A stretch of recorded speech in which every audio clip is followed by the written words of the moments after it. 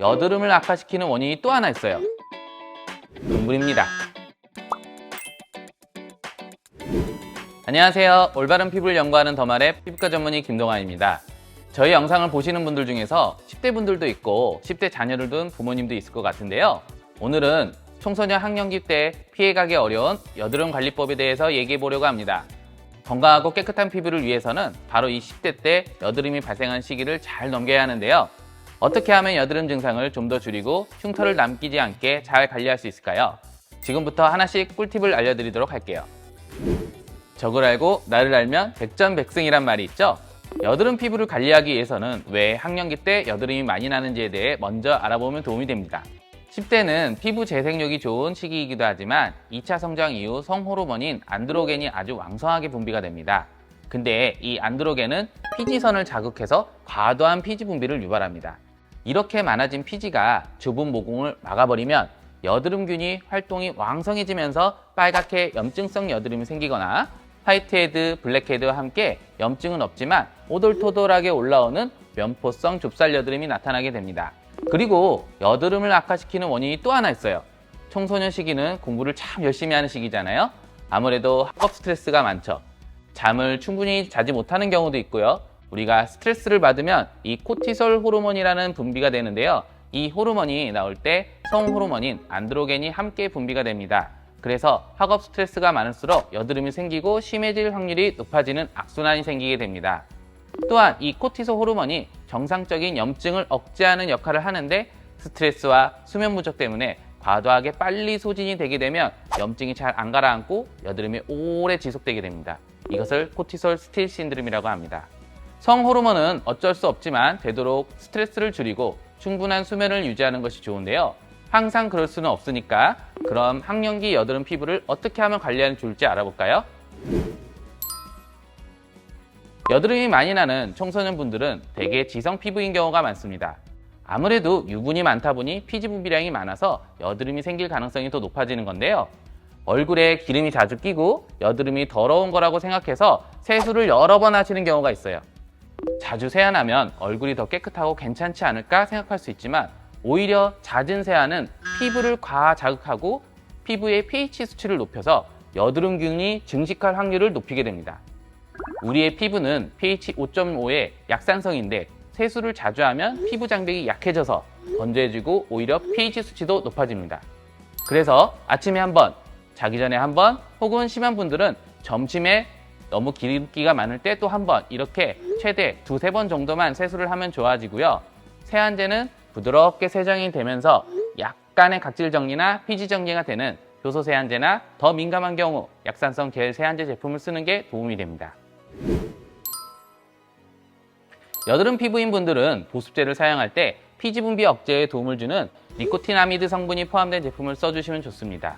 또한 오일리한 제품보다 글리세린, 세라마이드 성분이 들어간 제품을 사용하면 보습에 효과적인데요.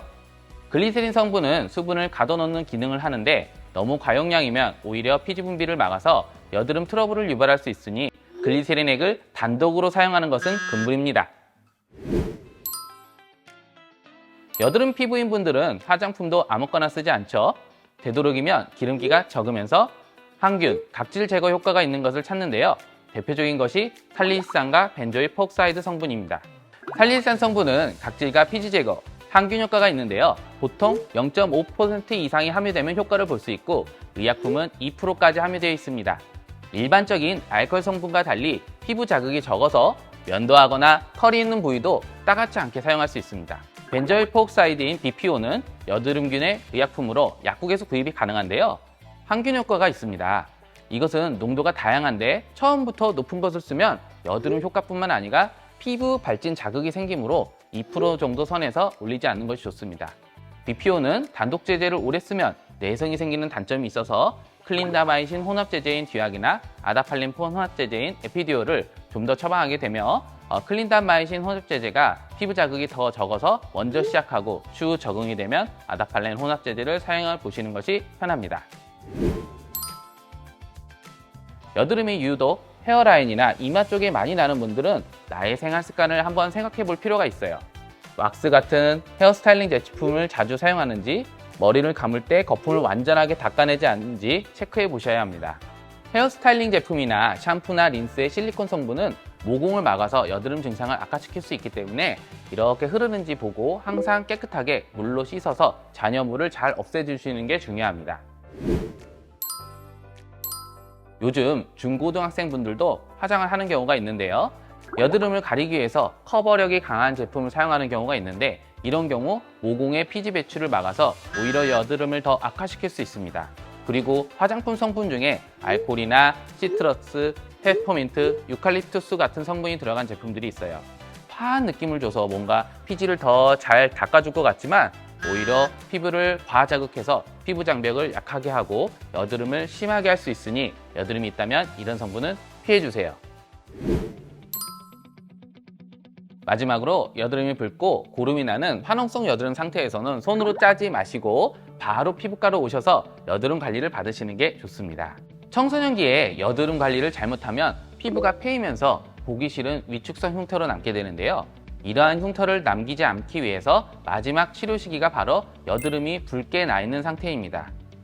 이때 피부과에 오시면 압출이나 여드름 필링, 비타민 PDT, 아쿠아필과 같은 비교적 간단한 여드름 관리만으로도 충분히 염증을 빠르게 완화하고 증상을 개선하는 데 도움을 줍니다. 여드름 절대 손으로 짜지 마시고요. 오늘 얘기 드린 올바른 세안과 충분한 수면만으로 증상이 더 심해지는 것을 막을 수 있으니까요.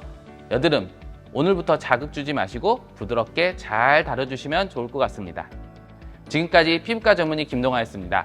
궁금한 점이 있으면 언제든지 영상에 댓글로 남겨주세요. 제가 시간 될 때마다 직접 답변 드리겠습니다. 감사합니다.